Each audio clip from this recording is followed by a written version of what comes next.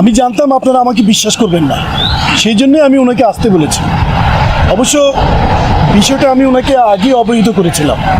আমি আপনাদের কিছু ব্যাপারে তথ্য দিতে এসেছি, আর উনি আমাকে এই ব্যাপারে সব কিছু অবগত করেছেন।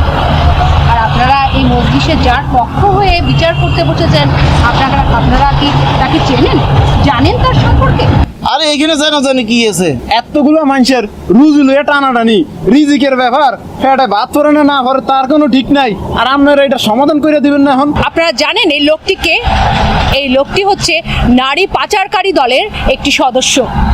এর কাজ হচ্ছে গ্রামের সমস্ত নারীদের ফুসলিয়ে ফাসলিয়ে তাদের কাছ থেকে টাকা নিয়ে তাদেরকে বিদেশে পাচার করে দেওয়া। এসব আপনি কি কইতেছেন? হ্যাঁ, আরে আমি 10 বছর ধরে এই ব্যবসা করতেছি, হাজার হাজার মানুষের বিদেশে পাঠাইছি। হ্যাঁ, এখন আপনি আমার নামে এই অপবাদ দিতেছেন না? এই তুই চুপ করবি, তুই চুপ কর, বেশি কথা কস তুই। ম্যাডাম আপনি বলেন, আপনি বলতে থাকেন।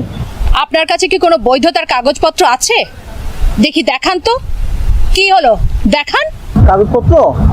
আরে এসব কাগজপত্র আমাদের ঢাকা অফিসে কন্ট্রোল করে, আমাদের কাছে এখন কোনো কাগজপত্র নাই। সব মিথ্যে কথা। বৈধ কাগজপত্র ছাড়া আপনারা কেউ বিদেশে যাবেন না। এতে করে আপনারা নিজেরাই নিজেদের বিপদ ডেকে আনবেন।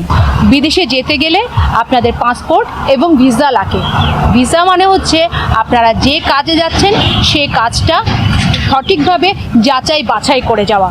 সরকারি প্রবাসী কল্যাণ মন্ত্রণালয় আছে এবং এই সরকারি বিভিন্ন মন্ত্রণালয় আছে যেখানে আপনাদের কাজটা সঠিক কিনা সেটা যাচাই বাছাই করে দেওয়া। নিবন্ধনের মাধ্যমে বিদেশে যান, তাহলে তাতে কোনো বিপদের ঝুঁকি থাকে না। এটা আপনাদের বুঝতে হবে, জানতে হবে। আর ওনার কাজ হচ্ছে গ্রামের সহজ সরল মেয়েদেরকে বিদেশে নেবার প্রলোভন দেখিয়ে মোটা অঙ্কের টাকা হাতিয়ে নিচ্ছে, এবং শহরে যে দালালরা আছে তাদের কাছে ওনারা বিক্রি করে দিচ্ছেন, এবং তারা পরবর্তীতে বিশ্বের অন্যতম রাষ্ট্র যেমন মধ্যপ্রাচ্য থেকে শুরু করে বিভিন্ন রাষ্ট্রে এই মেয়েদেরকে বিক্রি করে দিচ্ছে।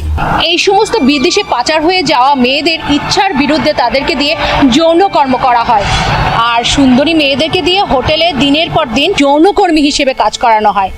আর মধ্যপ্রাচ্যের যে সমস্ত দেশে এই মেয়েগুলো গৃহকর্মী হিসেবে কাজ করতে যায়, তাদেরকে দিয়ে দিনের পর দিন তাদের উপর পাশবিক অত্যাচার করা হয়। আসলেই তো কথাটা ঠিক, বিষয়টা তো এইভাবে ভাববে দেখি নাই। আর যে সমস্ত মেয়েগুলো বিদেশে যায়, তাদের মাঝে মাঝে দেখা যায় তাদের মৃতদেহ দেশে ফিরে আসে।